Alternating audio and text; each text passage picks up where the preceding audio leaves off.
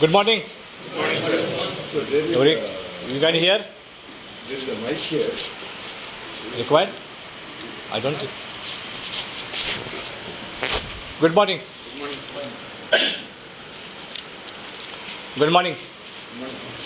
Okay. So welcome to this training session today.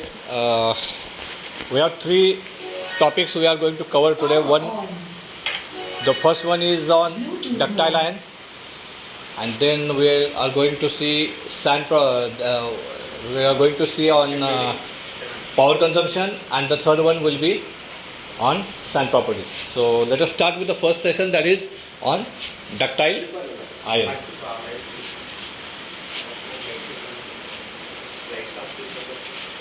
So importance of ductile iron process control and manufacturing technology. You can close these lights. It will be.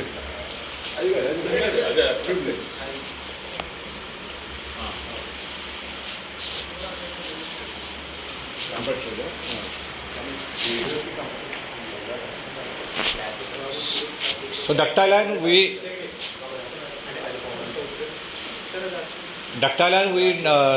different names are there for ductile iron. One is spheroidal graphite iron. Then it is also called as SG iron, that is nodular iron, ductile iron, and so ductile iron can be the name why ductile iron, because of its properties. The properties of ductile iron is ductility. Ductility means it is not breaking, it is elongation, you can say. So that is why it is called as a ductile iron. Second is SG iron, that is spheroidal graphite iron, because the format of the microstructure is kind of spherical type.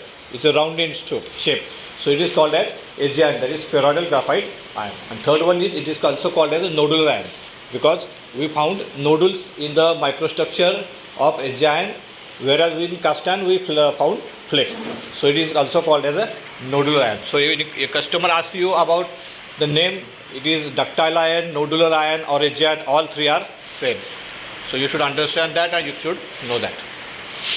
So these are the presentation. We will cover history, then difference between ductile iron and cast iron, then charge mix, then magnesium treatment, coring and process control, and inspection. These are the points we are going to cover in today's session. Next. So the invention of ductile iron. It has been invented by Keith Mill.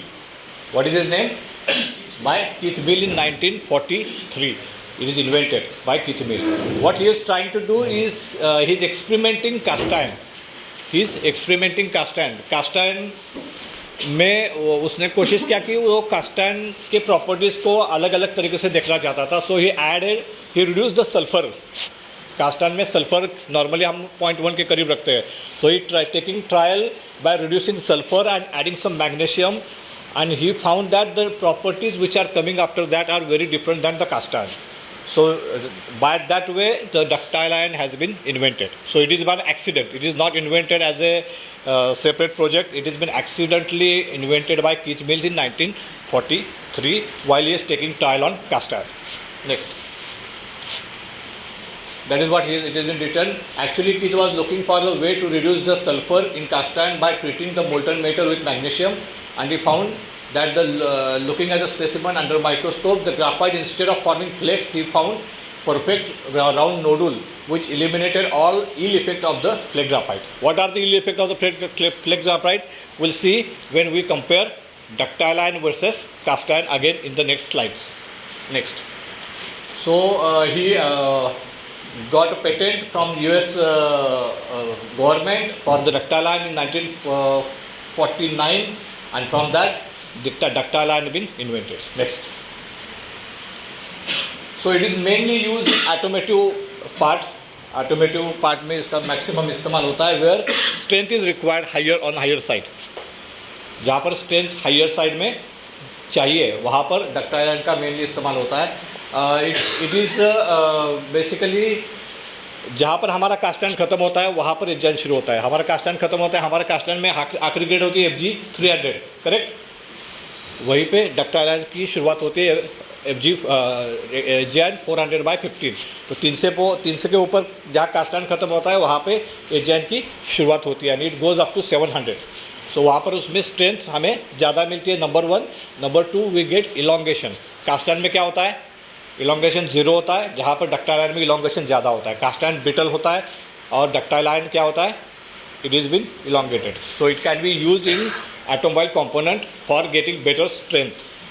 Next, difference between cast iron and ductile, जो अभी अब हमने बात की वही हम इसके ऊपर बात करने जा रहे हैं। एक तो flakes graphite, whereas iron is appear in a nodal shape, whereas cast iron in flakes shape. उसमें क्या होते हैं, फ्लेक्स होते हैं, और एज आयरन में क्या होता है, noodles, round spherical type of. Next, these are the differences. आप देख रहे हैं यहाँ पर कास्ट आयरन में फ्लेक्स है, जहाँ पर एज आयरन में आपको दिखाई दे रहा है कि वहाँ पर राउंड शेप नूडल्स दिखाई देते हैं। Next, compare with grey cast iron, nodular iron have absolute advantage in intensity. The maximum tensile strength of nodular iron is 900 Newton per mm square, while the maximum tensile strength of gray iron is 350, 350, और ये 900 तक जाता है। The grey cast iron is not very malleable, ductile, where strong it fractures easily. वो easily क्या होता है, cast iron क्या होता है, easily ब्रेक होता है। It is a brittle in nature, वहाँ जहाँ पर एज आयरन ब्रिटल नहीं होता है, it is a very strong and very powerful. अगर हम राइज़र भी तोड़ने जाते हैं तो कास्ट आयरन का राइज़र इजीली आप एक हैमर मार देंगे तो टूट जाएगा, लेकिन एज आयरन का हैमर टूटेगा नहीं। वो हैमर कितना भी आप करो इजीली वो टूटता नहीं है, because it has a heavy strength, it is not in brittle in nature. Next, the various grades of ductile iron listed by ASTM 536 will be described. The first two number indicated the tensile strength. कौन सी grades है, 600/450/400/15, 500/7, 600/3, 700/2. These are different grades.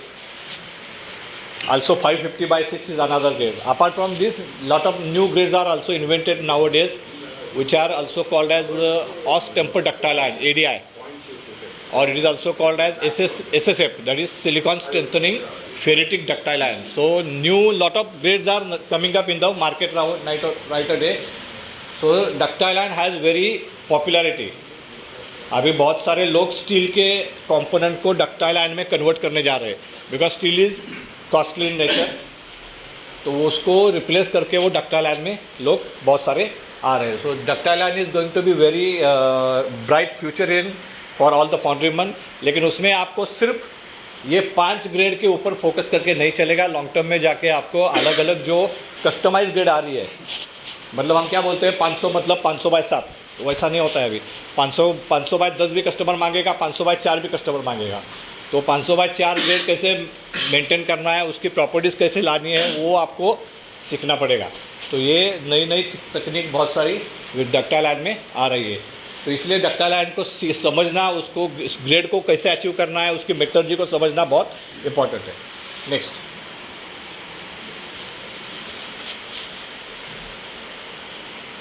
so these are the physical properties, where 600 is the tensile strength, 3 is the elongation, correct?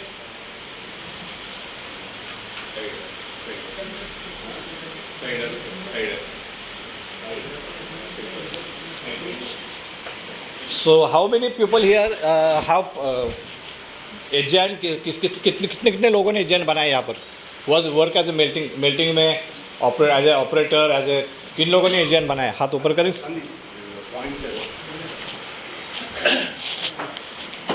How many of you done the AGN? 1, 2, 3, ऊपर हाथ ऊपर करो ना। यहाँ पर आपको एजेंट बनाने के लिए नहीं कोई बोलेगा, डरो मत। Okay good. कितने लोगों का एजेंट अभी तक फेल हुआ है? How many of you have failed? Ductile iron की हीट फेल हो गई है। How many? हाँ, लेकिन हुई कि नहीं हुई है? एक्सपीरियंस हुआ है? Okay, next, nodular iron is more flexible and elastic than the other cast iron. Nodular iron has higher strength जो ऑलरेडी मैं इसके ऊपर हम बात कर चुके हैं। नोडलैंड का family offer design engineer unique combination of strength and wear fatigue resistance. उसमें क्या होता है, स्ट्रेंथ के साथ में वेयर फटीग रेजिस्टेंस भी मिलता है, जिसके वजह से और and toughness as well as excellent ductility characteristics. In an all grade nodular iron exhibit mechanical properties that makes an ideal material for mechanical and automotive parts। इसलिए वो ऑटोमोटिव पार्ट्स के लिए हम एजेंट क्यों इस्तेमाल करते हैं, because it not only give good strength but wear resistance भी देता है, फटीग रेजिस्टेंस भी देता है, टफनेस भी देता है। So all this combination coming together giving an good advantage for the automotive components. और इसके लिए ऑटोमोटिव कंपोनेंट में मैक्सिमम हम देख रहे हैं कि क्या इस्तेमाल होता है, SGN होता है। Automotive components means the vehicles which run on the road, बराबर है, correct.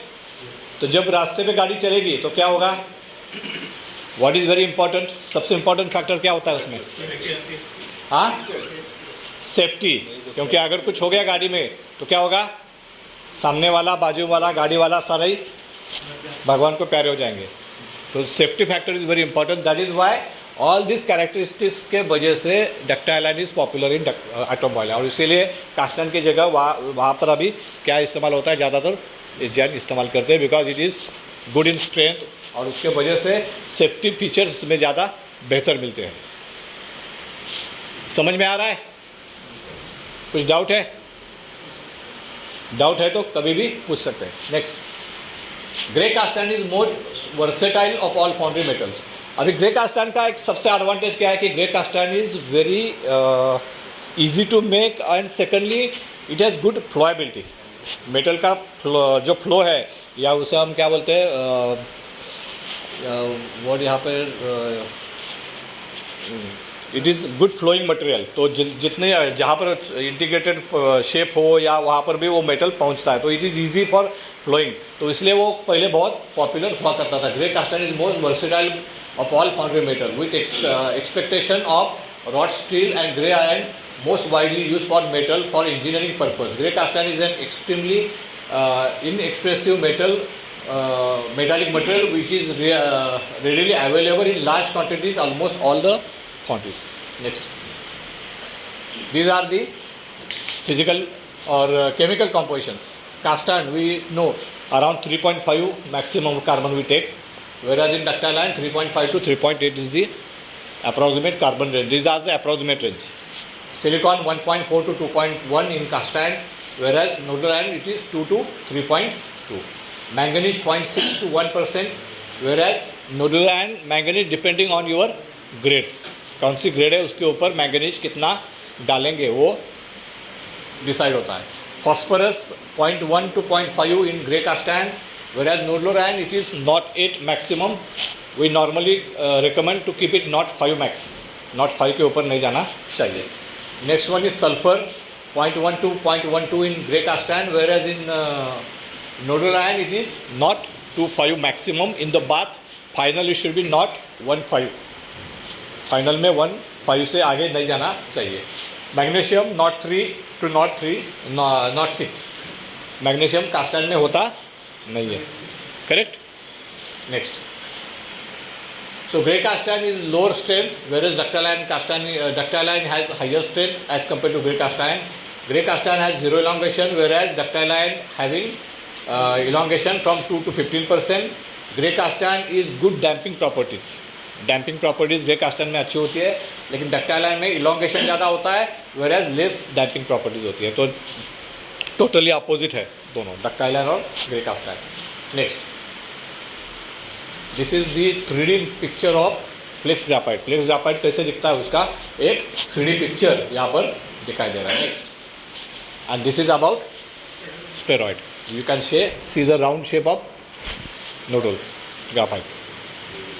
Next, these are grades, we already talk about it. Next, we already talk the tensile strength and elongations. Now we can roughly distinguish this grade in 3 categories.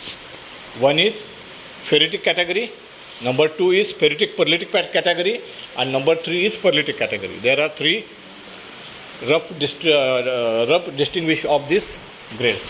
So So what is ferritic category? That is 400 by 12, 400 by 15, 450 by 10. All these are the ferritic category where the ferritic structure is required.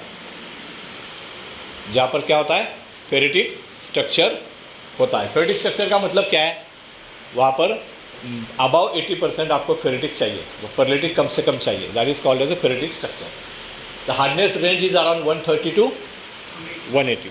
वहाँ पर hardness range क्या होगी, 130 to 180. Next one is achieving ferritic structure में कुछ challenges है जिसके बारे में हम बात करेंगे आगे जाके. Next one, second one is pearlitic. Second one is pearlitic ferritic grade. यहाँ पर परलिट और फेराइट का कॉम्बिनेशन है वो 40-60, 60-40, 50-50 के करीब रहेगा. इट शुड बी 40-60 और 60-40 और 50-50. वहाँ पर दोनों फेरेटिक भी रहेगा, परलिटिक भी रहेगा. नॉर्मली उसकी जो हार्डनेस की रेंज है that is 180 to 230. It is normally 500/7 grade इसमें आ जाती है. Third one is pearlitic grade. Third one is pearlitic, जहाँ पर मैक्सिमम परलाइट होता है. वहाँ पर नॉर्मली हम 600/3 और 700/2 ग्रेड का इस्तेमाल करते हैं, जहाँ पर हमें 80% परलाइट चाहिए और 20% फेराइट चाहिए. Exactly opposite to ferritic grade. वहाँ पर आपको ज़्यादा क्या चाहिए, परलाइट चाहिए, फेराइट कम चाहिए. वहाँ पर जो हार्डनेस की रेंज है इट इज़ नॉर्मली 230 to 350. 230 से लेके 350 तक उसकी हार्डनेस की रेंज होती है. अब ये ग्रेड अचीव करने के लिए हमें क्या क्या करना चाहिए इसके बारे में हम बात करेंगे. जो सबसे पहली ग्रेड है ferritic grade. Okay, You can use the sketch pen and the Bible.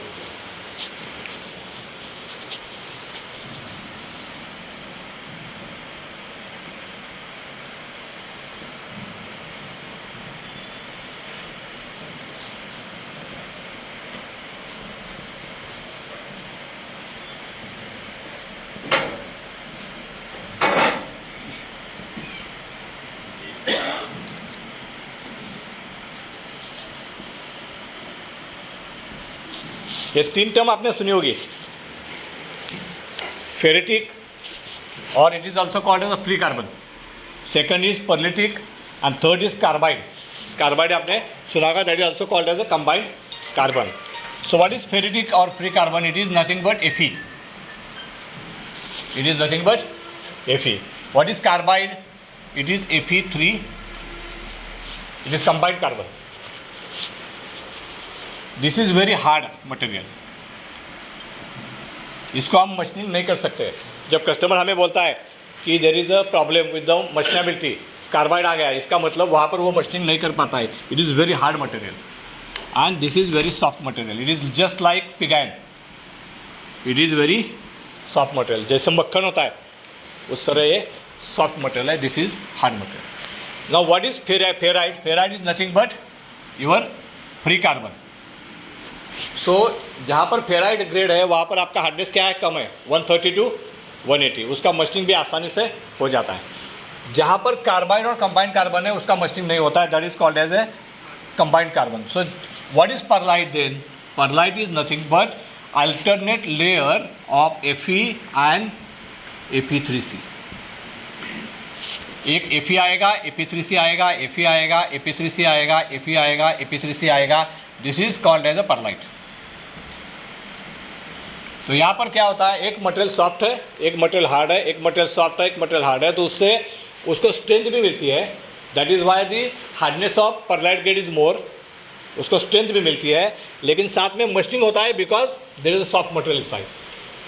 Ferrite की वजह से मशीनिंग होता है और कंबाइंड कार्बन के वजह से उसका हार्डनेस या उनकी स्ट्रेंथ बनी रहती है. तो that is called as a pearlite.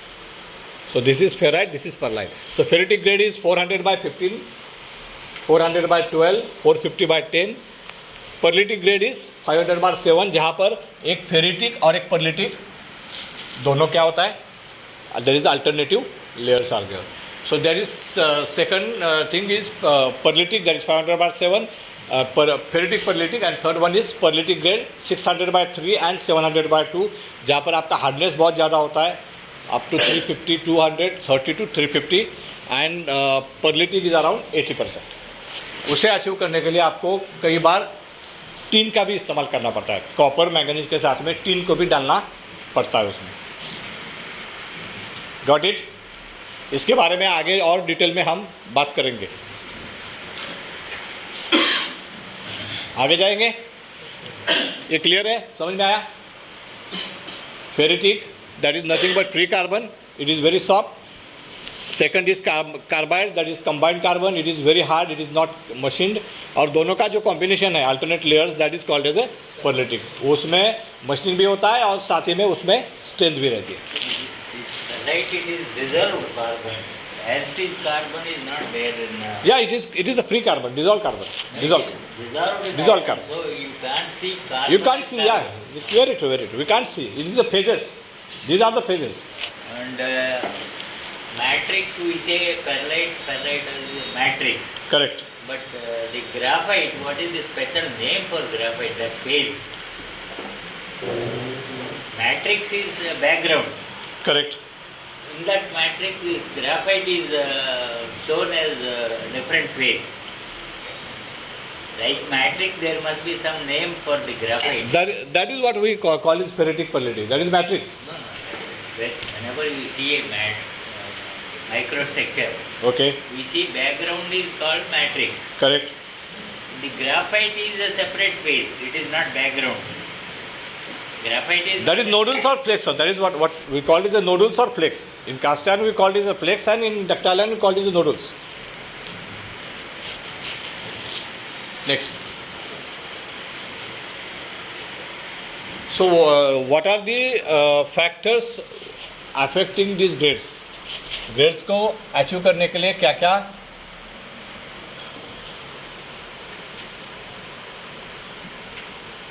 कौन कौन से फैक्टर्स है? सबसे पहले फेरिटिक ग्रेड।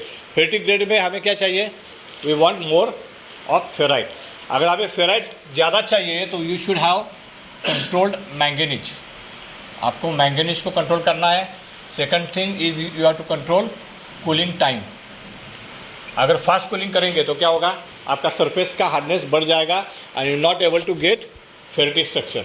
सेकेंडली आपका जो मैंगनीज है you have to control within 0.25 max. 0.2 से 0.25 मैक्स के बीच में उसको आपको कंट्रोल करना है अगर आपको फेरिटिक स्ट्रक्चर चाहिए तो। 400/50 या 450/12, 400/15 के लिए आपको क्या चाहिए? You have to control manganese. साथ ही में आपको क्या करना है? कूलिंग टाइम कंट्रोल करना है। Third one is you don't need any copper और tin in ferritic grade, so it has to be as minimum as possible. जितना आप कम रखोगे, it should be at least not में चाहिए उसे। जीरो तो नहीं बोल सकते but it should be in not, तो उसको बिल्कुल ऐड नहीं करना है। This way you can achieve your ferritic grade. अगर परलिटिक ग्रेड चाहिए तो एग्जैक्टली अपोजिट आपको मैंगनीज को ऐड करना पड़ेगा। इट शुड बी फ्रॉम 0.3 से लेके 0.6 तक ऐड कर सकते हैं। Then you have to add copper, it is again 0.3 to 0.6 or 0.7 also. Then you may require tin or SN. SN को आपको not 5 के करीब ऐड करना पड़ेगा अगर आपको परलिटिक ग्रेड बनानी है। Third one, last one is your cooling. आपको बहुत ज़्यादा स्लो कूलिंग नहीं चाहिए। It should be around 60 to 90 minutes max. उससे अगर आप ज़्यादा कूलिंग करोगे तो क्या होगा? आपका हार्डनेस ड्रॉप होगा। हार्डनेस ड्रॉप होगा तो आपको परलाइट स्ट्रक्चर भी नहीं मिलेगा और हार्डनेस की रिक्वायरमेंट भी आपको अचीव नहीं कर पाएंगे। So these are the two very important factor. One is ferritic grade achieve करने के लिए एंड परलिटिक ग्रेड अचीव करने के लिए। This is challenging task. यहाँ पर आपको ऐड करना है तो ज़्यादा चैलेंजिंग नहीं है, आप केमिस्ट्री के साथ में कर सकते हो। This is a very challenging task क्योंकि यहाँ पर आपको मैंगनीज कंट्रोल करना है, कूलिंग टाइम कंट्रोल करना है, and that is why you have to focus on your incoming raw material. आपका इनकमिंग रॉ मटेरियल के ऊपर आपका कंट्रोल चाहिए। अगर आपका CRC में अगर मैंगनीज ज़्यादा है और वो इस्तेमाल आपने किया और आपका मैंगनीज अगर 0.35 आ गया तो आप फेरिटिक ग्रेड अचीव कर नहीं पाओगे। So that is why here incoming material inspection is very important to achieve ferritic grade. Pearlitic grade में आप 0.5 वाला मैंगनीज भी डाल दोगे, 5.5 मैंगनीज वाला CRC भी डाल दोगे तो देयर इज़ नो हार्म, क्योंकि आपको वैसे भी उसमें मैंगनीज ज़्यादा चाहिए, आपकी एडिशन कम हो जाएगी। लेकिन वहाँ पर हार्म नहीं है, लेकिन ये अचीव करना बहुत चैलेंजिंग होता है ferritic grade. What about silicon content? Silicon content will go in the slides. Second one is good practice of inoculation. Inoculation practice इसमें बहुत important है. अभी वो क्यों है? The simple reason is, अगर आप देखोगे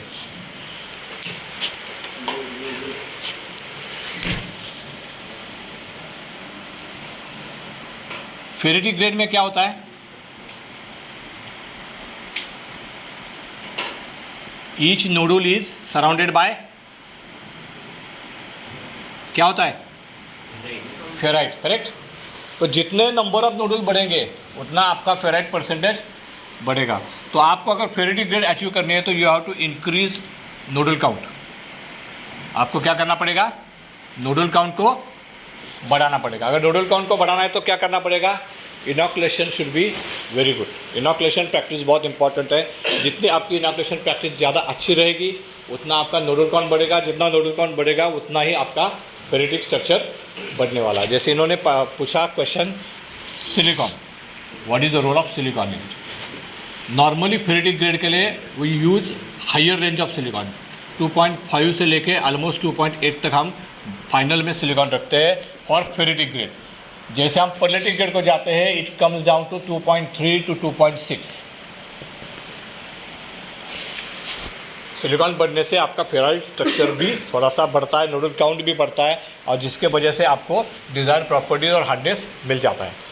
similarly carbon, normally ferritic grade के लिए हम we put it around 3.5 to 3.7% for ferritic, and for perlitic it is 3.3 to 3.6%.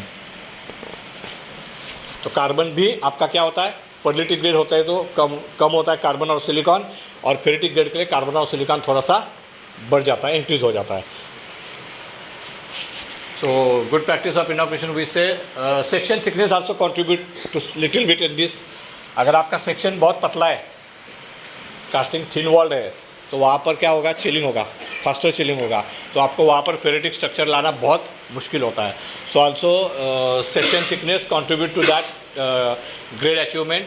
लेकिन वो हमारे हाथ में है नहीं. वहाँ पर हमें क्या करना पड़ेगा, वहाँ पर हमें मैंगनीज कंट्रोल करना पड़ेगा, कूलिंग टाइम कंट्रोल करना पड़ेगा, इनॉकुलेशन प्रैक्टिस इंप्रूव करनी पड़ेगी, और वो सारी चीज़ों से हमें फेरेटिक स्ट्रक्चर किस तरह से हम ला सकते हैं उसके ऊपर काम करना पड़ेगा, क्योंकि सेक्शन थिकनेस हमारे हाथ में नहीं है. इनॉकुलेशन प्रैक्टिस के बारे में हमने बात की. उसके बाद ferritic grade can be produce from pearlitic grade by using annealing method. That heat treatment से भी पहले बनाते थे, आप कोई नहीं बनाता है. पहले कस्टमर भी आपका पर्लिटिक ग्रेड लेके उसको एनलिंग करके फिर फेरेटिक स्ट्रक्चर बना के ले लेता था. अभी कोई भी कस्टमर इस तरह काम नहीं करता है. उसको एस्कास कंडीशन में क्या चाहिए, फेरेटिक ग्रेड चाहिए. वो एस्कास कंडीशन में ही फेरेटिक ग्रेड मांगता है, उसको एनलिंग या हीट ट्रीटमेंट वो नहीं मांगता है. तो इसीलिए वो जो पॉइंट है वो पहले हुआ करता था जब 2000 के करीब 2010 तक. लेकिन अब पिछले 10 सालों में कोई भी कस्टमर एनलिंग या इसके लिए तैयार नहीं है. उसका पैसा कोई नहीं देता, उसके लिए कोई राज़ी नहीं है. तो we have to make our process control so good so that we can produce as cast ferritic structure. Next. So this is how annealing के बाद ये 500/7 का ग्रेड का माइक्रोस्ट्रक्चर है. एनलिंग के बाद it is been converted into ferritic grade. एक पुराना मेरे पास पिक्चर पड़ा था तो I have put up here. Next. 500/7 is a ferritic pearlitic grade. जैसे हमने बात की उसमें फेरेटिक और पर्लिटिक का रेशो 40-60, 60-40 या 50-50 के करीब रहेगा. 180 to 230 is the hardness. Manganese की requirement 0.3 to 0.5. Cooling rate 45 to 50 minutes यहाँ पर लिखा है. Normally up to 90 minutes we can go for ferritic pearlitic grade to promote the pearlite. Next. This is 500/7. यहाँ पर देख रहे हैं आप ये नूडल्स है, और नूडल्स के बाजू में ये नूडल्स है, और नूडल्स के बाजू में जो दिख रहा है वो आपको ये क्या है, वाइट वाला है, फेराइट है. सो जितना नूडल ज़्यादा रहेगा उतना फेराइट ज़्यादा रहेगा. So nodule count also changes from grade to grade. 400/15 में आपको 300 के करीब नूडल काउंट मिलेगा. 507 में आपको 200-225 के करीब मिलेगा. आप 600/3 या 700/2 में जाएंगे तो अराउंड 150 नोडल काउंट आपको मिलेगा, बिकॉज नोडल काउंट जितना कम होगा उस हिसाब से आपका फेराइड स्ट्रक्चर कम होगा, परलाइट बढ़ेगा। Next, then we have 600/3 grade, that is pearlitic grade.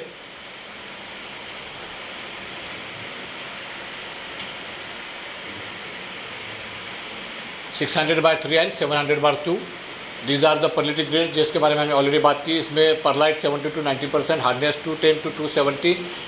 700/2 में 355 तक जाएगा hardness. So addition of some of the quantity of tin is also required to get pearlitic structure. This grade can be achieved by heat treatment. इसको भी हम heat treatment से बना सकते हैं, लेकिन again nobody is now asking for heat treatment, they want as cast condition pearlitic grade. Next, so this is 600/3, you can see the ferritic structure around the noodle. Next, now carbide are not required phase of matrix, जैसे pearlite ferrite के बारे में हमने बात की, उसी तरह third one is carbide, that is what is also called as combined carbon, Fe3C. so it is not required phase of matrix.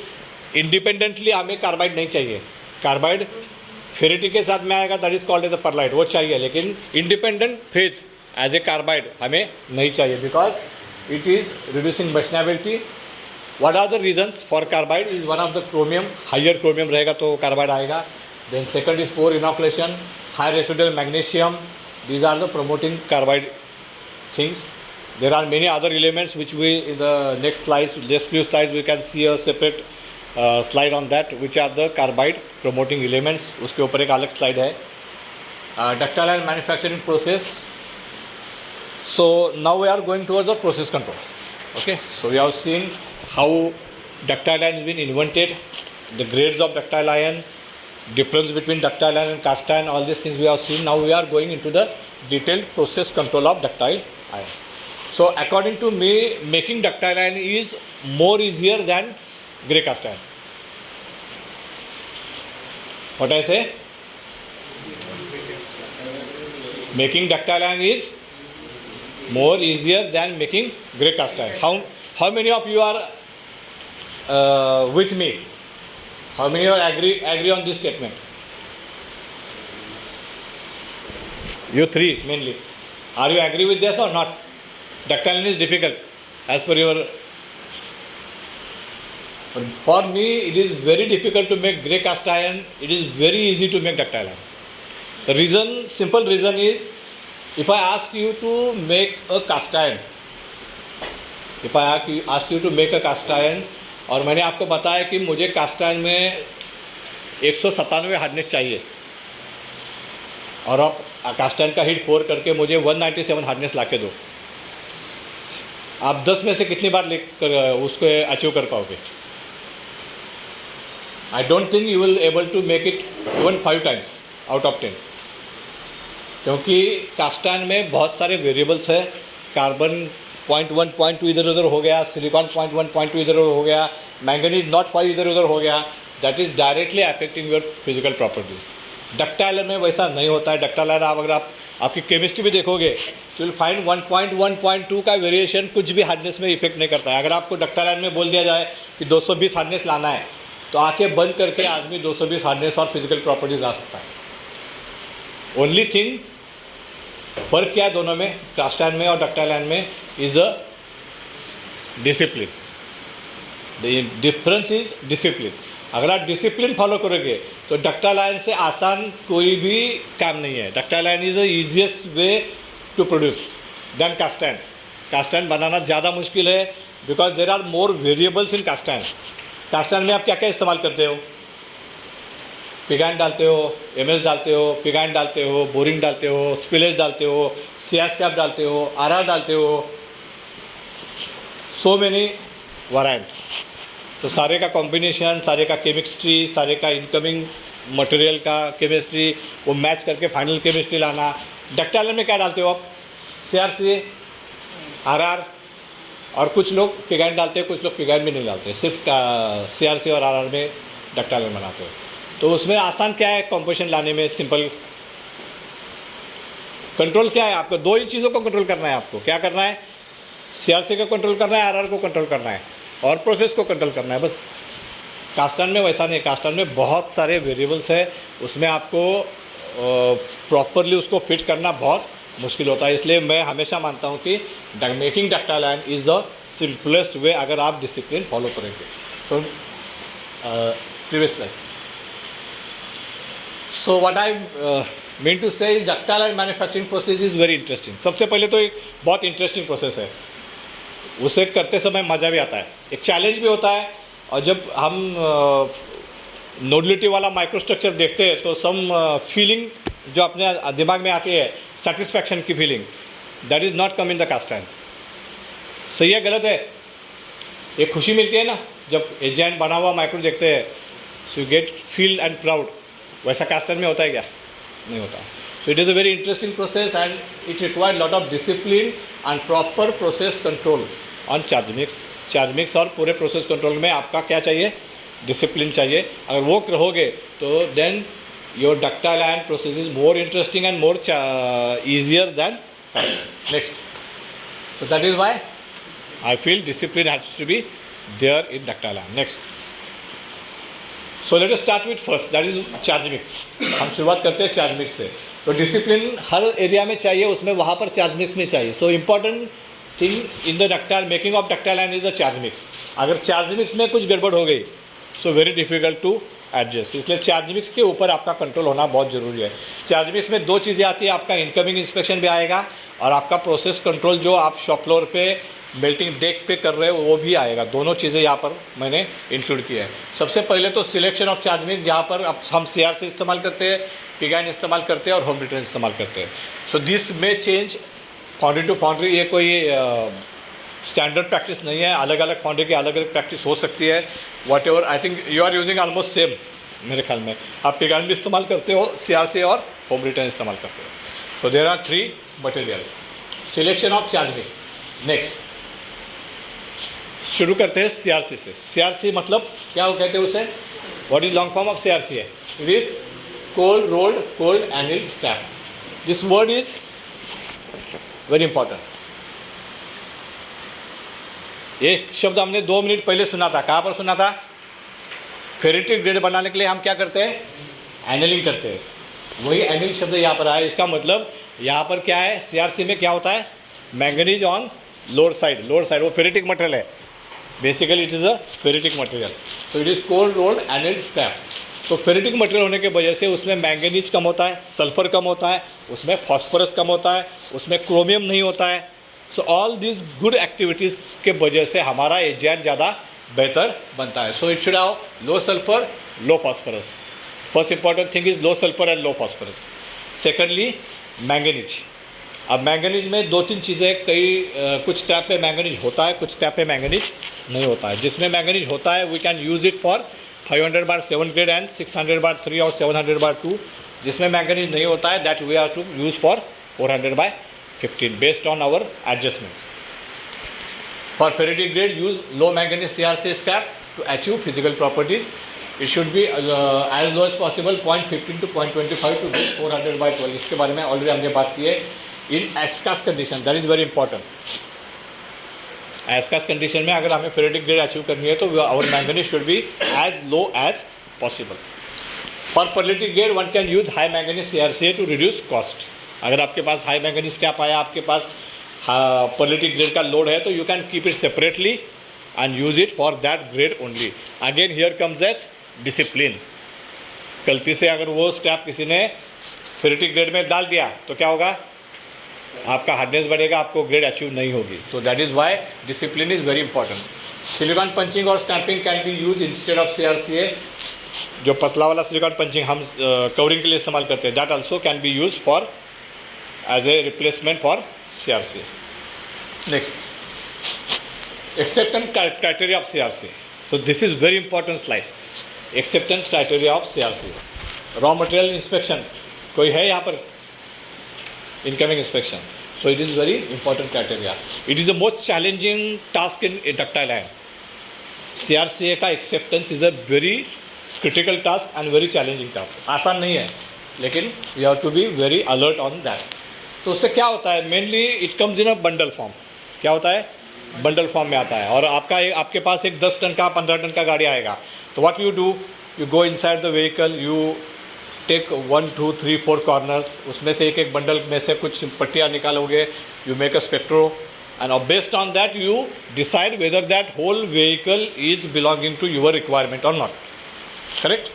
अब होता क्या है, उस बंडल में से आपने 2 टुकड़े निकाल लिए, लेकिन उसके बंडल के अंदर और क्या क्या है, यू कैन नॉट जज। और वो 4 बंडल आपने देख लिए, गाड़ी में कम से कम 300 बंडल है, तो 4 बंडल के ऊपर 300 बंडल को जज करना, it is a very very difficult task. So here comes a responsibility of purchase and management also, to have consistent supplier, जो सप्लायर रेगुलरली आपको दे रहा है, जो अप्रूव्ड लिस्ट पे है, जो रिलायबल सोर्स है, उस रिलायबल सोर्स से कंटिन्यूसली मटेरियल लेना, ये बहुत इंपॉर्टेंट है सीआरसी के बारे में, क्योंकि वो एक एरिया है जहाँ पर हम गलती कर सकते हैं कि इनकमिंग का आदमी भी वहाँ पर फंस सकता है, क्योंकि वो 4 कॉर्नर से मटेरियल निकालेगा, चेक करेगा, उसके ऊपर वो मटेरियल को एक्सेप्ट करेगा। So what are other areas, इसके ऊपर हम बात करेंगे किस तरह से वो चेकिंग किया जाता है normally. One phase I told you, you took the sample from 4 corners, that is one. Secondly, कई लोग क्या करते हैं, उसमें से कोई एक बंडल निकाल के उसको फोड़ देते हैं, तोड़ते हैं अंदर से, और उसके अंदर क्या क्या रहता है उसका एक वीडियो है, अगर मेरे ख्याल में मेरा लैपटॉप नहीं है, नहीं तो मैं दिखा देता, आपने यूट्यूब पे जाएंगे तो आपको दिखाई देगा कि उसके अंदर पूरी मट्टी होती है, मट्टी होती है, एल्यूमिनियम होता है, कास्ट आयरन के रनर राइजर रहते हैं, पतरा रहता है, कुछ भी रहता है, वो गंज क्या बोलते हैं उसको, लकड़ी रहती है, बहुत सारे अलग अलग चीज़ें उसके अंदर मिलती है। तो वो एक बात आप कर सकते हैं कि उसको फोड़ के आपके शॉप फ्लोर के आदमी को भी आप आदत लगा दो कि चालू में कोई भी एक बंडल बीच में कट करके देखना है, उसको पारी से निकालोगे तो उसके अंदर से क्या निकलता है, तो you can at least get an idea कि उसके अंदर क्या क्या आपको मिल रहा है, whether that source is reliable और नॉट, तो एक चीज़ हो सकती है। सो that is one thing.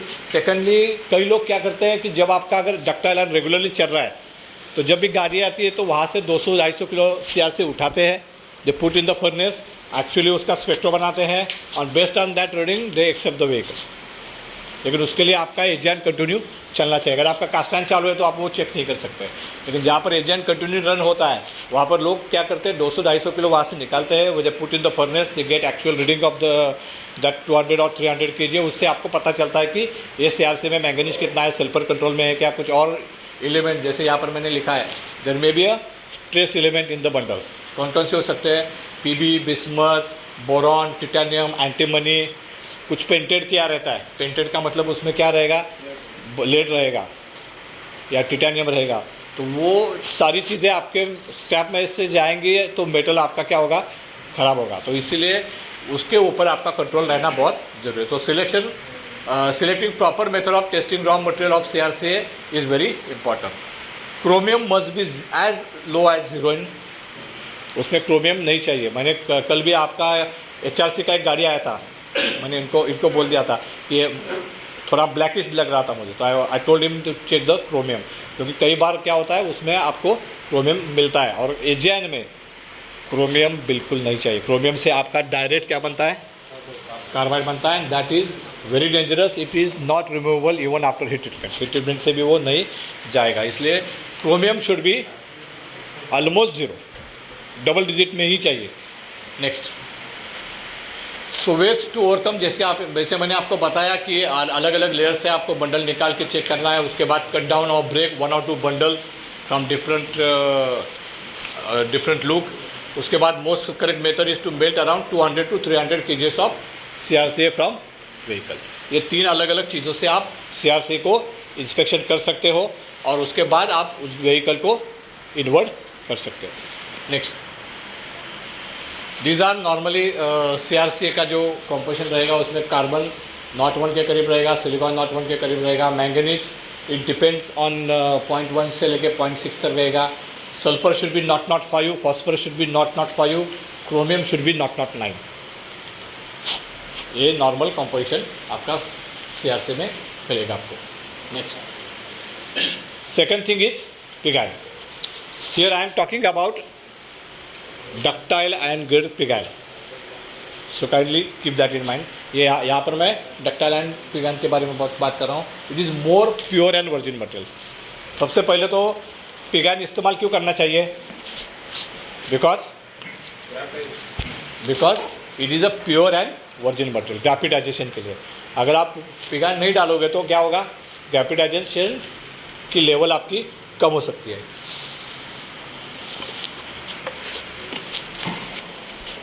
So for that we are using pigan. So this is one. Number two, however recent time availability of low sulfur pigan, that is ductile and pigan, is very less. बहुत कम जगह पे मिलता है। Normally सेसा गोवा ही बनाता है और ज़्यादा कोई लोग नहीं बनाते हैं। So the availability is a issue. तो इसलिए बहुत सारे लोग अभी एजेंट का पिगान इस्तेमाल नहीं करते। They put only CRC and runner riser. लेकिन पिगान डालना अच्छी बात है। अगर आपके पास अवेलेबल है तो आप ज़रूर डाल सकते हो। You can use 10 to 20% of pig iron in ductile iron. इससे एक एडवांटेज क्या होता है पिगान से? सबसे बड़ा एडवांटेज होता है एक तो nucleation, and second thing because the pig iron contain carbon 3.6 and silicon around 2%, the requirement of carbon goes down. अगर आप पूरा CRC डालोगे तो your carbon requirement is very high. उतना कार्बन को मेल्ट करने में जो टाइम जाएगा, जो एनर्जी जाएगी, उसके रिकवरी के इश्यूज आएंगे, तो वो ऑटोमेटिकली थोड़ी सी कम हो जाता है। Because pig iron has a high carbon content और उसके वजह से आपकी कार्बन की रिक्वायरमेंट कम हो जाती है। कार्बन में हमेशा क्या रहता है? कार्बन में सल्फर रहता है। तो जितना कार्बन आप ज़्यादा डालोगे उतना आपका सल्फर बढ़ने के चांसेस बनेंगे। इसलिए कार्बन जितना आप कम डालना चाहोगे उतना अच्छा है। इसलिए उसकी सल्फर से रिक्वायरमेंट भी, सल्फर के एडिशन भी कम होगी, सल्फर का आपका जो मिलना है वो भी कम हो जाएगा। इसलिए pig iron 10 to 20% is always good.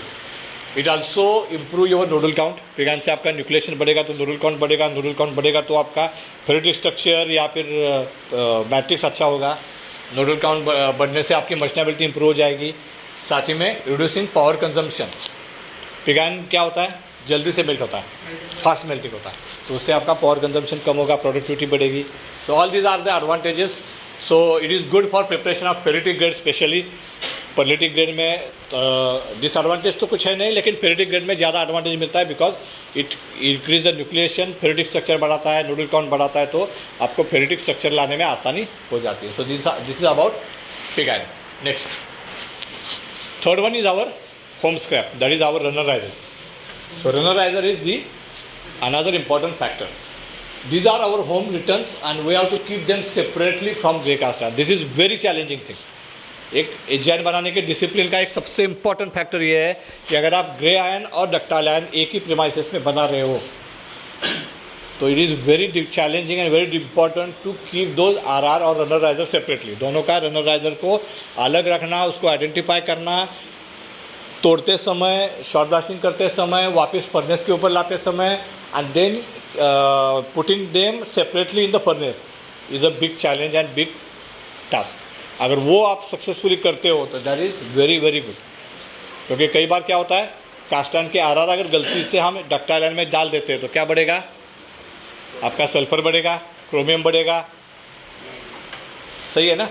उससे क्या होगा, आपका डक्टाइल आयरन का जो क्वालिटी है वो ख़राब हो जाएगा. आपका मैग्नीशियम आपको ज़्यादा लगेगा, सल्फर आप कंट्रोल नहीं कर पाओगे, क्रोमियम बढ़ने से कार्बाइड आने के चांसेस है और ओवरऑल डक्टाइल आयरन फेलियर होने के चांसेस बढ़ जाते हैं. So keeping those RR separately is very important.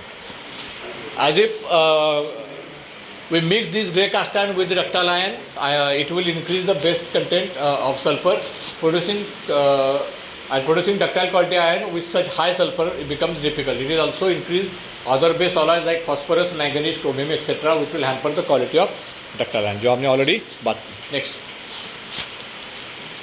कल हमने बात की colour coding. Colour coding, how to distinguish cast iron RR और एजियन आरआर और even in SG iron RR grade wise RR is a big challenge.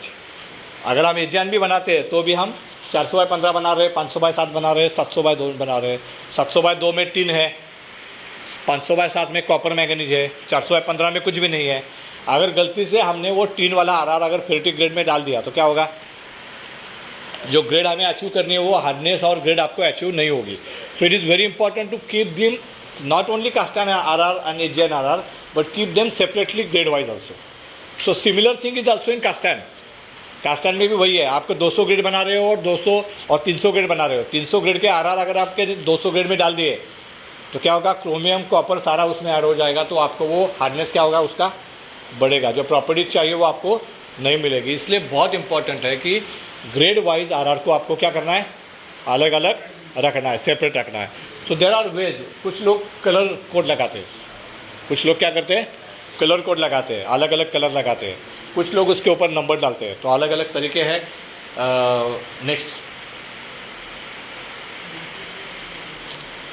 One more care has to be taken while using this analyser, one has to take them by short blasting.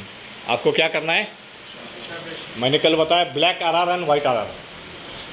Black और white इसलिए इस्तेमाल करता है, हमारे क्या close words है, black money white money, इसलिए वो black RR white RR. Black RR means it is with sand without short blasting, white RR means it is been shot blasted with shot blasting. So हमें हमेशा क्या डालना है, white RR ही डालना है, black RR नहीं डालना है, that has to be very important. So one has to use them short blasted by cleaning them. This will improve the melting efficiency. हम सेकंड सेशन में इसके बारे में और डिटेल में बात करेंगे, उसके वजह से किस तरह से पावर कंजम्पशन कम होगा उसके ऊपर। Consider yield of ductile ion. अभी आपका डक्टाइल आयन का नॉर्मल यील्ड क्या रहता है, व्हाट इज़ योर यील्ड? 70%, 65%, 65%। इसका मतलब है 35% you are generating RR, correct? आपके पास 35% जनरेशन है आरआर का, रिजेक्शन 5%, 10%, सो 35 + 10 कितना हो गया? सो कोई भी डक्टाइल आयन की हीट है तो उसमें कम से कम 45% आरआर जाने ही चाहिए। अगर वो नहीं जा रहा है, इसका मतलब क्या है? इसका मतलब सीधा है कि वो जो एजेंट के आरआर है जो ज़्यादा महंगे हैं वो आप ग्रे कास्ट आयरन में इस्तेमाल करते हैं, एज सिंपल एज दैट। तो आपका एम होना चाहिए कि किसी भी हाल में मैं एजेंट जब मैं बना रहा हूँ तो मिनिमम 40 to 45%, 5% प्लस माइनस इधर हो सकता है, इसलिए 45 से मैं 40 तक आऊँगा। 40 से 45% के बीच में आरआर आपके जाने ही चाहिए। इसका मतलब 60% should be your pig iron plus CRC. तो 10% pig iron means 50% CRC, 10% RR, 10% pig iron and 40% RR. That charge mix should be always there. अगर वो 40% नहीं जाएंगे, वो 25% जाएंगे तो क्या होगा, इसका भी आगे अगर उसका कॉस्टिंग हम निकालेंगे तो इट इज़ ऑलमोस्ट 75 पैसा पर केजी। कितनी कॉस्ट जाएगी एक्स्ट्रा? 75 पैसा पर केजी कॉस्ट एक्स्ट्रा जाती है अगर आपने वो एजेंट के आरआर कास्टर में डाल दिया तो, सिंपल। तो 75 पैसा आपका प्रॉफिट अपने आप वहीं पे कम हो गया। तो दैट मच इज़ इम्पॉर्टेंट। तो इसलिए उस आरआर को अलग रखना, उसका इस्तेमाल करना बहुत इम्पॉर्टेंट है। नेक्स्ट, कल हम बात कर रहे थे इस तरह से आप रनर के ऊपर या स्क्रू बेस के ऊपर नंबर लगा सकते हैं। कल हमने जैसे बात की थी, you should use this number 2, 3, 4, 5 and 6। 2 for FG 200 and FG 220 grade, 3 for FG 260, FG 250 and 300 grade, 4 for 400 by 15, 400 by 12, 450 by 10, 5 for 500 by 7 and 6 for 600 by 3, 700 by। इसमें आपका कॉपर रहेगा, इसमें कॉपर प्लस टिन रहेगा, इसमें no copper, no tin, no manganese. इसमें आपका copper रहेगा plus manganese भी हाइड्रोसाइड पे रहेगा, प्लस क्रोमियम रहेगा। इसमें ना क्रोमियम रहेगा ना कॉपर रहेगा। तो उससे क्या होगा, आपकी कॉस्ट भी कम हो जाएगी, आपको ग्रेड अचीव करने में आसानी होगी। और ये अगर आपने डाल दिया तो जब ऑपरेटर डाल रहा है कोई भी आरआर यहाँ से उठाकर, उसे अगर वो दिखाई दिया 2 लिखा है और मेरी हिट 3 लिखा है और मेरी हिट 200 की है, तो क्या कर सकता है, वो बाजू में रख सकता है। उसे कम से कम 2, 3, 4 इसका मतलब तो समझ में आएगा। उसे अंग्रेजी भी ना आए तो कम से कम उसको लेटर समझ में आता है। वो इमीडिएटली एक दिन में नहीं होगा, उसको थोड़ी ट्रेनिंग देनी पड़ेगी, 8 दिन, 15 दिन, महीना, 2 महीना, उसके बाद तो कम से कम वो ये सेग्रीगेशन वहाँ पे कर पाएगा। आप ही अगर सेग्रीगेशन करके दोगे तो अच्छा है, लेकिन गलती से कोई मिक्स भी हो गया तो he can immediately take it out, वहाँ से वो बाहर निकाल के इस्तेमाल कर सकता है। So these are the simple way, normally everybody is following this way. कुछ लोग कलर कोड भी करते हैं, लेकिन उसके लिए अलग जगह चाहिए, वो उसका अलग से ट्रांसपोर्टेशन चाहिए, वो सारी चीज़ें आपको मेंटेन करनी पड़ेगी। दिस इज़ द सिंपलेस्ट वे, आसान तरीका है। नेक्स्ट,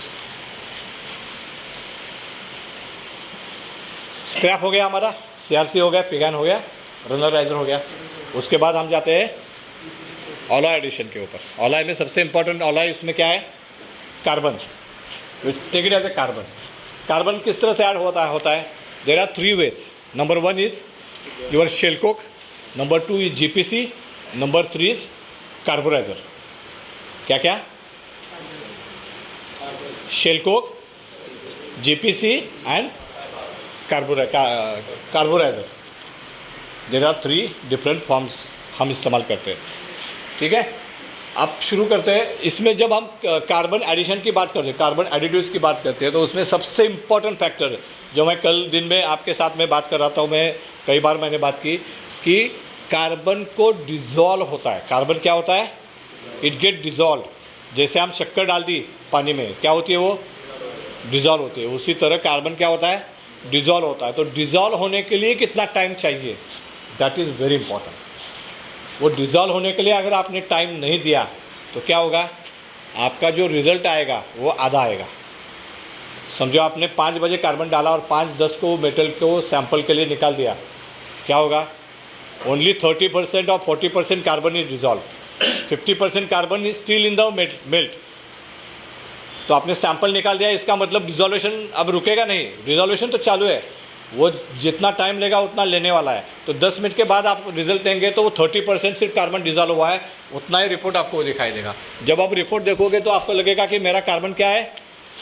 कम आया है, क्योंकि आपको चाहिए 3.6 चाहिए, आपको आया 3.4। तो आप क्या बोलेंगे? कार्बन कम है। कम है इसलिए क्या करेगा? ऑपरेटर जाएगा और फिर 1 किलो या 2 kg कार्बन लेगा और फर्नेस में डाल देगा। जब तक वो डाल देगा, जब तक टेम्परेचर आएगा, फर्नेस ऊपर आएगा, तो बाकी का जो 30% पहले डिज़ोल्व हुआ है वो बाकी का 70% डिज़ोल्व हो जाएगा और आपको दिखाई देगा कि 3.6 का 3.8 आया है। लेकिन it is not because you are added 2 kg, it is because earlier carbon got dissolve. जो आपने डाला है उसका रिजल्ट बाद में मिलेगा जब आप एक्चुअल टैपिंग करोगे तब। और फिर क्या होगा? आपको नॉर्मली क्या होना चाहिए? एजीआईएन में हमेशा क्या होना चाहिए? आपका अगर बाद का कार्बन 3.7 है तो फाइनल का कार्बन 3.5 के करीब या 3.6 के करीब या 3.4 के करीब आना चाहिए। It should be lower. लेकिन आज कल भी हमने देखा था, क्या देखा था? फाइनल बाद was 3.71, final was 3.73, final was 3.73। क्यों? हाँ, पढ़े? डिज़ोल्व। अब एक कार्बन कम क्यों आता है? Why carbon get reduce? Magnesium treatment. आगे वो भी आपको पता होना चाहिए,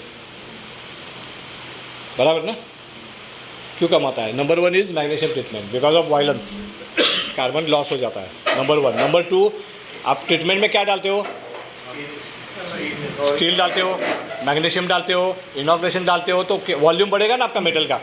पहले आप 400-500 किलो मेटल टैप कर रहे हैं समझो, और 20 किलो आपका लैडल हुआ मेटल है, तो 520 kg में वो कार्बन अभी डाइल्यूट होगा ना। 500 kg में 3.8 है, तो 520 kg में 3.8 से कम होने वाला है, प्लस 0.1 के करीब उसका क्या होगा? जो एक्सप्लोजन है उसमें वो 0.1 के करीब लॉस होगा।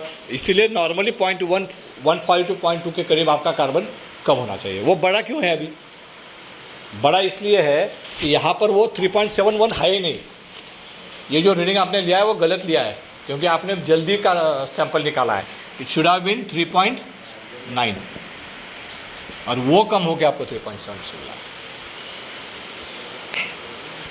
इसलिए मैंने कल भी आपको बताया, जब आप सैंपल शुरू में निकाल रहे बात का, टैपिंग से पहले एक और सैंपल निकाल के 2, 4, 5, 10 रीडिंग का रिकॉर्ड बनाओ, तो आपको पता चलेगा कि ये डिफरेंस आपको मिल रहा है कि नहीं मिल रहा है। इसलिए मैंने आपको कल भी बताया कि आप कार्बन को शुरू में डालो, आप बीच में कार्बन जो डाल रहे हो उससे आपको टाइम नहीं मिल रहा है। अगर आप शुरू में कार्बन डालोगे तो आपको डिजॉल्व होने का टाइम मिलेगा और आपको शायद बाद में ये रीडिंग आएगा इसके करीब में। क्लियर? कुछ डाउट है? So 3 carbons are there, one is GPC. GPC is the best solution. आप भी अभी जीपीसी इस्तेमाल कर रहे हैं, that is the best solution. उसमें सल्फर कम होता है, सबसे इंपॉर्टेंट चीज़ होता है। कार्बन की रिकवरी अराउंड 90% होती है। कल हमने रिकवरी वेरीफाई नहीं की, लेकिन इट शुड बी अराउंड 85, क्योंकि आपका साइज़ क्या है, साइज़ आपका पाउडर टाइप है। It should be at least 3 to 5 mm, आपका 0.8 to 1 mm या इसके करीब है। तो it should be in a granular form, not in the powder form. तो पाउडर फॉर्म के वजह से शायद उसका रिकवरी थोड़ा कम रहेगा। So graphite granules are the best option is the carburizer in ductile iron. It is having low sulfur content and high carbon recovery. Graphite petroleum coke, GPC means graphite petroleum coke. GPC का full form क्या है? Graphite petroleum coke. It is in powder form, is having tendency to have late pickup, जो मैं बात कर रहा था। आपका वही प्रॉब्लम है अभी कि पाउडर फॉर्म में है, इसके वजह से भी वो शायद हो सकता है। So verify that. And inconsistent sulphur content, और सल्फर में भी आपके यहाँ पर लिखा हुआ है ट्रेस, उसमें कोई वैल्यू दी नहीं है तीसरी में, तो यू हैव टू वेरीफाई कि एग्जैक्टली कितना सल्फर उसमें है। Next sir, normally GPC take around 25 to 30 minutes, it depends. इसलिए मैंने 3 फॉर्म बताया, एक तो GPC, second is shell coke around similar 35 to 40 minutes, और third one is carburiser depending उसकी प्योरिटी क्या है, लेकिन it takes around 45 to 50 minutes. 500 kg में वो प्रॉब्लम हमेशा रहते हैं, हमेशा रहेंगे। 500 kg फर्नेस रहेगी तो आपको जीपीसी के तरफ ही जाना पड़ेगा। जो लोग 500 kg इस्तेमाल करके कार्बोराइजर डालते हैं, they face this problem regularly, क्योंकि मैंने खुद फेस किया है। मेरी पुरानी फाउंड्री में भी 500 kg की फर्नेस थी, वहाँ पर ये प्रॉब्लम मुझे काफ़ी समय से हमने फेस किया। बाद में हम जीपीसी की तरफ गए, क्योंकि वहाँ पर आपको वो जो टाइम है वो नहीं मिलता है, बहुत कम मिलता है।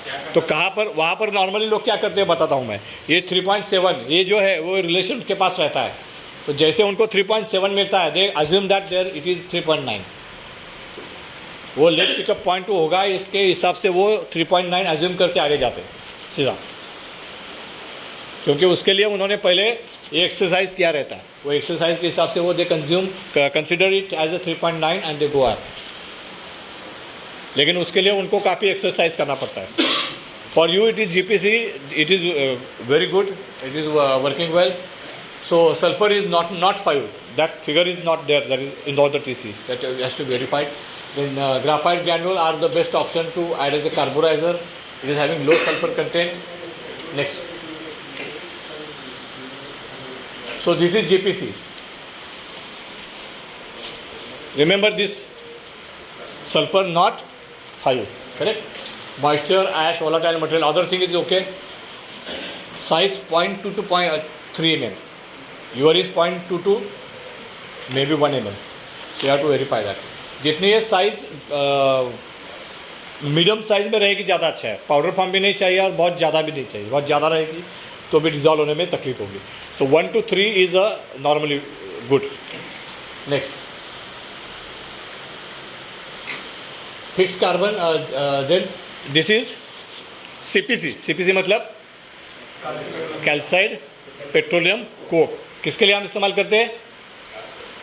Cast iron. Look at this figure, कितनी थी वो? नॉट 5, ये कितनी है? गलती से डाल देंगे तो क्या होगा? क्या होगा? आपका सल्फर बढ़ेगा।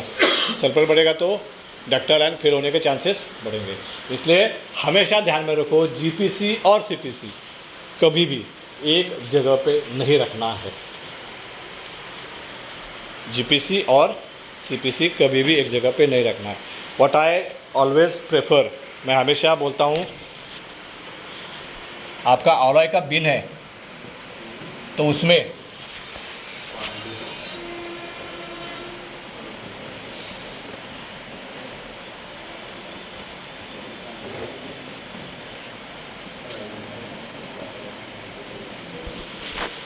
CPC and chromium should be taken as a separate bin, वो दोनों का एक अलग बिन चाहिए। और जब भी आपका एचएन शुरू होगा तो उसको लॉक करके उसकी की सुपरवाइज़र के जेब में चाहिए। क्या चाहिए? गलती से भी कोई भी आदमी ये दो चीज़ें एचएन में नहीं डालेगा, क्योंकि क्या होता है नॉर्मली इसके बाजू में ही जीपीसी रहता है, इसके बाजू में ही फेरोक्रोमियम फेरोमैंगनीज रहता है।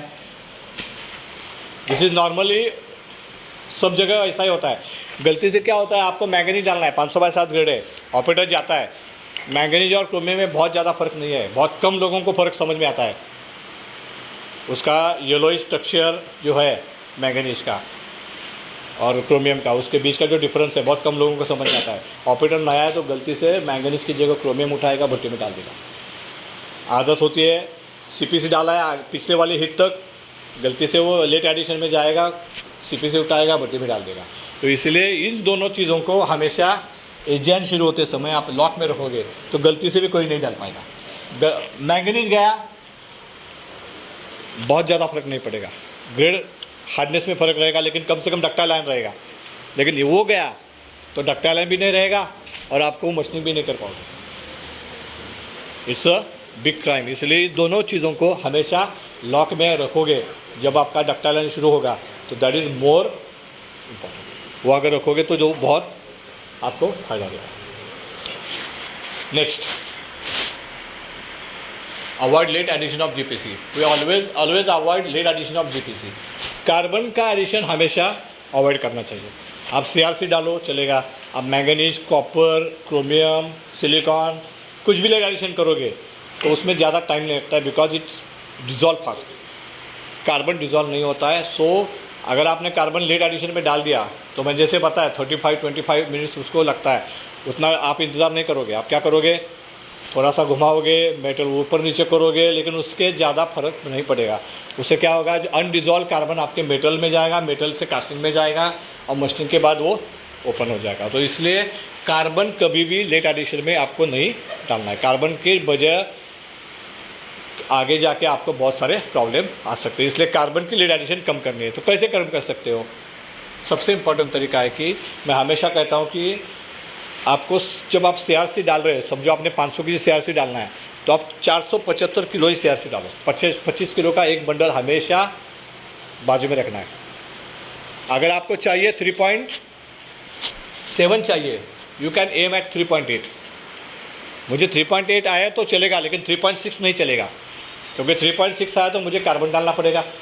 3.8 आया तो मैं उसको डाइल्यूट कर सकता हूँ बाय एडिंग 20 kg CRC जैसे मैंने डाल दिया इमीडिएटली वो मेल्ट हो जाएगा।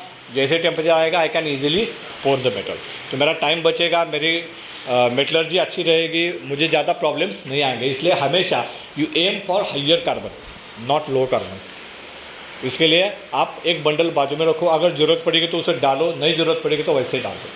वो बंडल बाजू में रखने से क्या होगा, वो आपका जो 3.6 आने वाला था वो 3.7 ही आएगा, because you are keep one bundle aside. अगर वो डाल दिया होता तो वो 3.6 आएगा, तो फिर आपको कार्बन डालना पड़ेगा। So that is why I always prefer कि आप थोड़ा सा CRC हमेशा बाजू में रखो। Always avoid late addition of GPC in case of carburiser. It takes 5 to 7 minutes to get dissolve properly in the melt.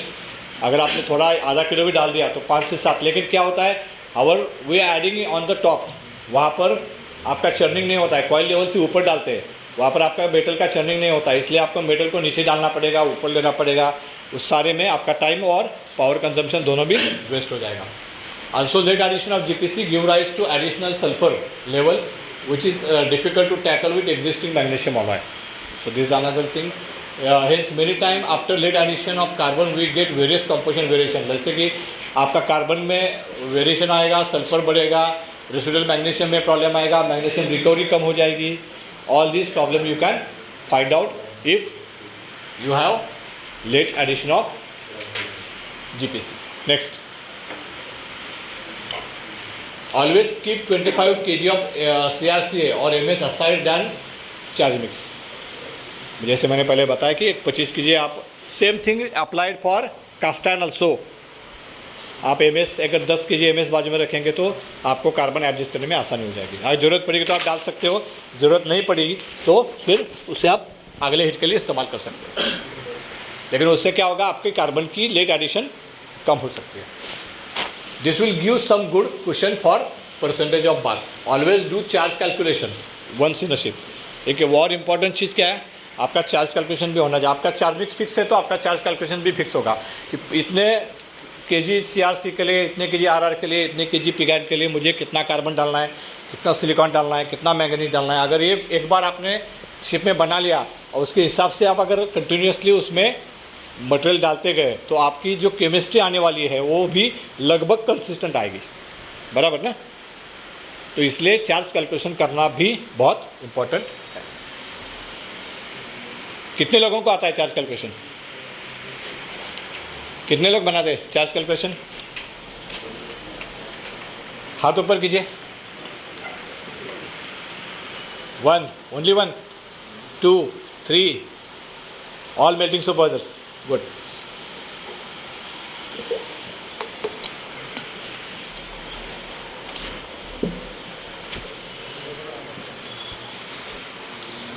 अगर किसी दिन आपका स्पेक्ट्रोमीटर बंद हो गया, क्या हो गया? आप कंपनी में काम करोगे या उस दिन छुट्टी लेके घर जाओगे?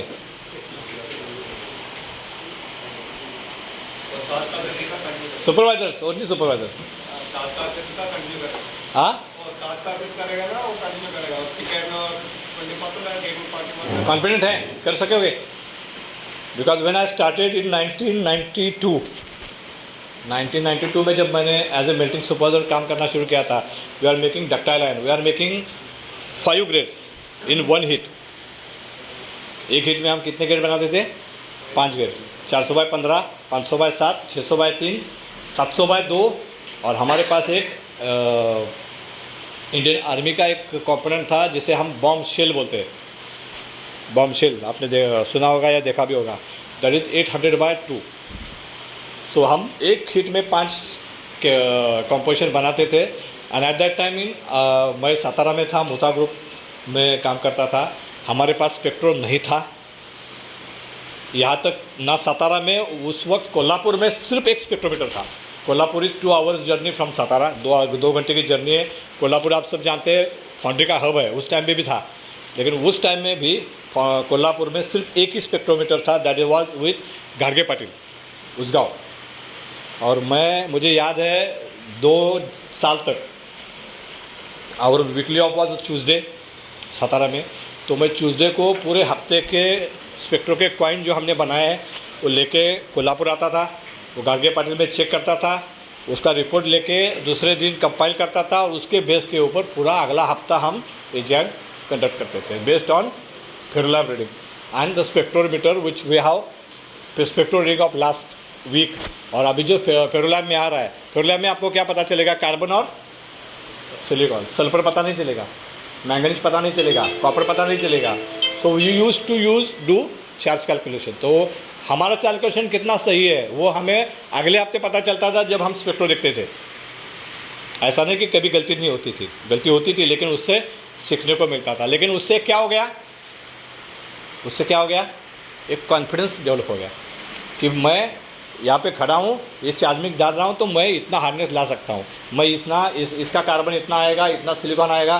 कल मेरे साथ में कोई 2-3 लड़के थे, उन्होंने देखा होगा जब आपका फेरोलैब का रीडिंग चल रहा था टेम्परेचर का, तभी मैं वो रीडिंग आने से पहले कार्बन का रीडिंग बता देता था।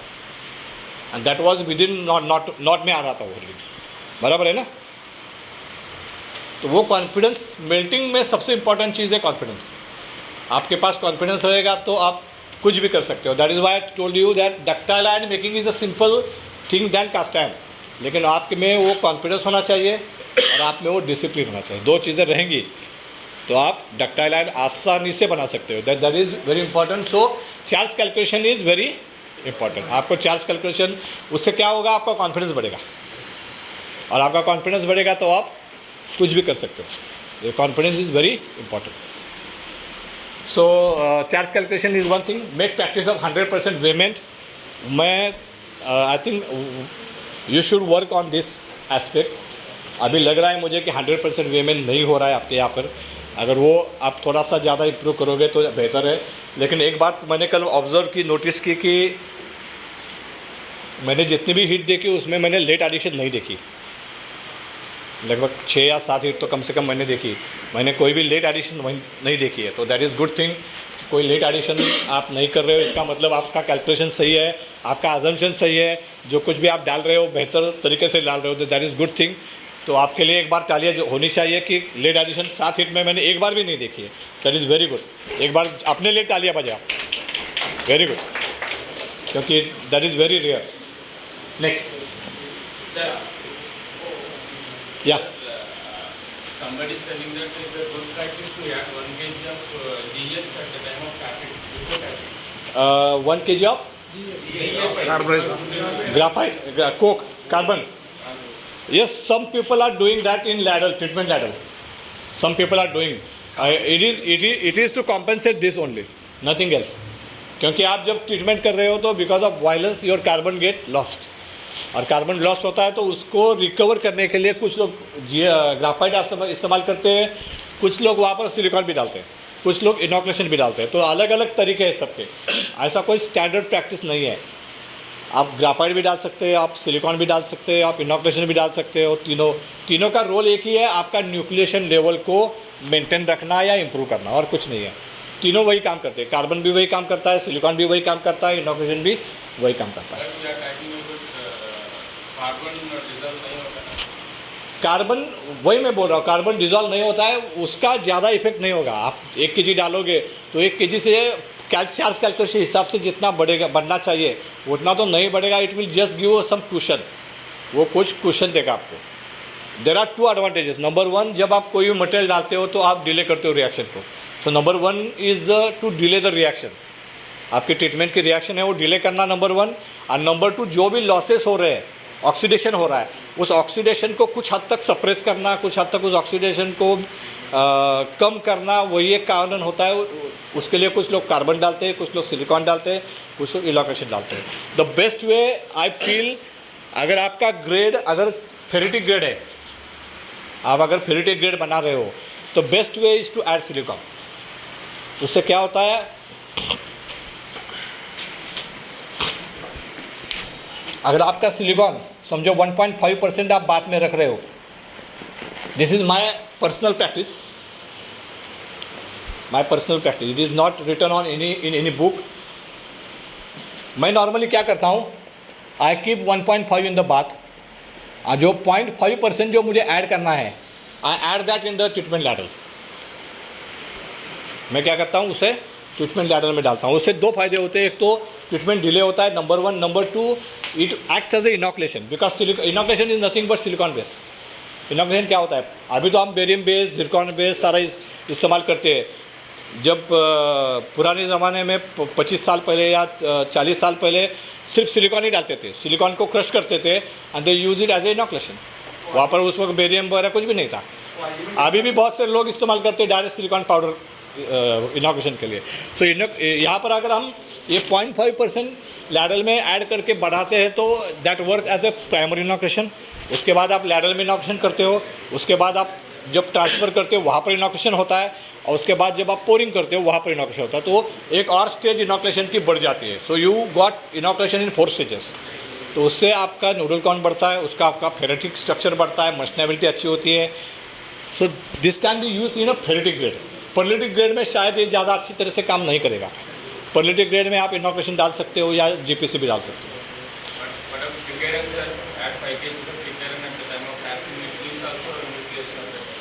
टैपिंग के समय फर्नेस में आप डाल सकते हो, लेकिन दैट इज़ मेनली वो कहाँ पर इस्तेमाल होता है मालूम है, जहाँ पर आपकी लेट हीट का होल्डिंग हुआ है। अगर पावर के वजह से, ब्रेकडाउन के वजह से किसी कारण आपकी हीट अगर होल्डिंग है, आपने मेटल टैप नहीं किया है आधा घंटे के लिए, 15 मिनट के लिए, 20 मिनट के लिए, और वैसा ही मेटल होल्ड है, तो क्या होता है धीरे धीरे उसके जो न्यूक्लिएशन है वो न्यूक्लिएशन लेवल कम हो जाती है बिकॉज ऑफ होल्डिंग। ऑक्सीडेशन होता है, तो उस ऑक्सीडेशन को कम करने के लिए और न्यूक्लिएशन लेवल को बढ़ाने के लिए हमने जैसे पिगान के बारे में हम बात की थी, वो that is a virgin material, उसमें न्यूक्लिएशन सबसे ज़्यादा होता है, तो वहाँ पर पिगान हम डालते हैं। वो सिर्फ एजियन में नहीं, कास्टन में भी ये चलता है। बहुत सारे लोग अभी भी 10 kg या 15 kg पिगान टैपिंग से पहले डाल देते हैं, that is good practice, there is no harm in it. अगर आप डालते हो या डालना चाहते हो, it is always a good practice. इसमें कोई हार्म नहीं है. किसी भी ग्रेड को डाल सकते हो, कहीं भी डाल सकते हो, कोई प्रॉब्लम नहीं. उसके लिए होल्डिंग की भी ज़रूरत नहीं है. वैसे भी आप डाल दोगे तो भी चलेगा. वैसे 10 kg पिगैन से आपका कॉम्पोजिशन चेंज नहीं होने वाला है. That is good practice. लेकिन कुछ लोग इस्तेमाल करते हैं, कुछ नहीं करते. जिसको ज़रूरत नहीं हो वो जो लोग बोलते हैं कि मेरा वैसे भी प्रॉपर न्यूक्लिएशन मिल रहा है, मैट्रिक्स ठीक आ रहा है, मस्टेबिलिटी ठीक हो रही है, तो क्यों डालूँ? नहीं डालते लोग. लेकिन अगर डालना चाहते हो तो डाल सकते हो. उसमें कोई बुरी बात नहीं है. It will give advantage, it will not give any disadvantage, that is for sure. How to find out the nucleation level of the bark? उसके लिए आपका अभी फेरोलैब के साथ में वो न्यूक्लिएशन मीटर आता है. उसमें आप चेक कर सकते हो कि आपका न्यूक्लिएशन लेवल क्या है. Any other test? No, only nucleation. वो अभी बहुत सारे लोग इस्तेमाल करते हैं. Cooling curve. कूलिंग कर्व, जैसे हम फेरोलैब के माध्यम से बनाते हैं ना, उसी तरह का कूलिंग कर्व आता है जो आपको न्यूक्लिएशन लेवल भी दिखा देता है. इवन आपको डक्टाइल आयन में आपका हार्डनेस भी दिखा देता है, नोडलिटी कितनी होगी वो भी दिखा देता है. Are they proving to be correct to? Yes yes yes yes, it is proving to be correct. क्योंकि हमने एक सेमिनार लिया था 4-5 साल पहले. वहाँ पर मेरे 2 दोस्तों ने वो लिया था. So they are using it regularly and they got good results. उनको कार्बाइड के इशू थे, मस्टेबिलिटी के इशू थे, वो सारे उनके कम हो गए. उनके श्रिंकेज के कुछ इशू थे. At what stage that metal has to be poured into that cup? Before tapping you have to pour it. और आपको न्यूक्लिएशन लेवल पता चलेगी. उसके हिसाब से आपको अगर पिगैन ऐड करना है, इनॉक्युलेशन लेवल बढ़ानी है तो आप बढ़ा सकते हो. और बाद में जो आपका मेटल टैप होता है तो वहाँ से टैपिंग के वहाँ से भी आप दूसरा कप चेक करके दोनों में न्यूक्लिएशन में क्या फ़र्क मिला आपको वो आप चेक कर सकते हो. Sorry, it should be after treatment. And before evaporation. Treatment they check because they want to understand what is the nucleation level before treatment. जब आप इनॉक्युलेशन करते हो तो what is the improvement in that nucleation level. तो they check both type. And are there any materials which improve nucleation in melt? हाँ, एल्केम जैसे supersede है, या फिर आप